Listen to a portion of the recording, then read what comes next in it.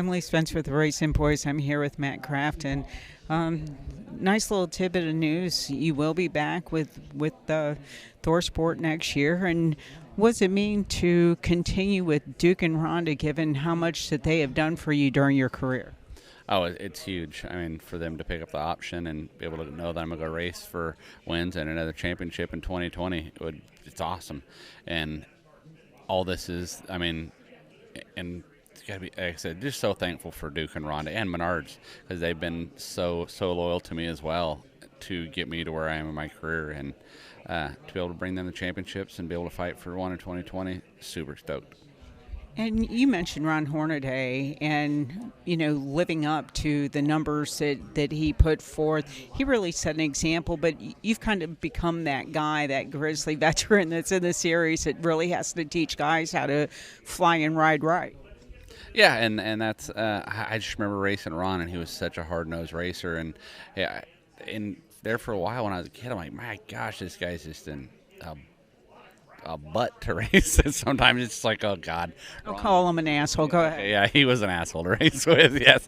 Sometimes, but and at the end of the day, what I can say, and God, I mean, I hope not. Hopefully I'll ever get in a truck, and whenever he listens to this, when we got into it at not at Homestead, at St. Louis in 2009 on a late race restart, and I wrecked him.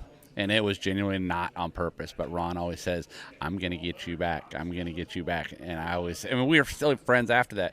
And then he retired, and I'm like, whew, he retired. He never got me back. So Ron still jokes me to this day if I see him. He's like, you remember, Crafton, I'm going to get a truck, and I'm going to wreck you at some point because you got me, and I never got you back. But anyways, he knows it wasn't on purpose. It was just a hard-nosed racing deal. But he's one of those hardcore racers, and I try to live up to what he was whenever he badassery. Yeah, and I try to be as badass as I possibly can be, like I was like Ron Hornaday.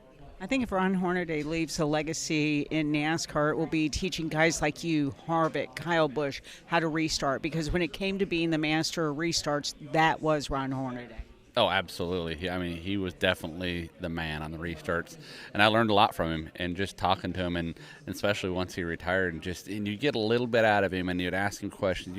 He would never give you his full deal what he would do and how he would do it, but I definitely learned from him, listening to him, being behind him, being next to him on restarts, and just trying to make yourself better. And I know he's made me a better restarter. You are the veteran going into the Championship Gander Outdoors Truck Championship tomorrow. As far as the competition, will experience win overall, or do you have to have a kick-ass truck as well? Oh, experience and having just a badass truck. And I know that Junior and every one of these guys have worked. I mean, the amount of hours that they put in on this truck, it's a damn good truck, and it's been a good truck every time I ran this truck this year, and I'm super excited for tomorrow night. And if you look back at all the races here at Homestead, we've always ran really well here, and last year was one of our worst ones. We qualified 22nd, drove to 5th, and led part of the race and got shuffled back, but I truly believe we got a damn good shot tomorrow night. So this is championship. This would be, if you win, that's championship 3, correct? That would be number 3. What would that mean to you to have just, be a triple threat champion, have that on your resume? Oh, it'd be awesome just to say, we've got 3, and just to say that I'm one step closer to Ron and having 4, and then maybe being able to pass him one day. We hope we get to see that during our lifetime. Thank you. Thank you very much.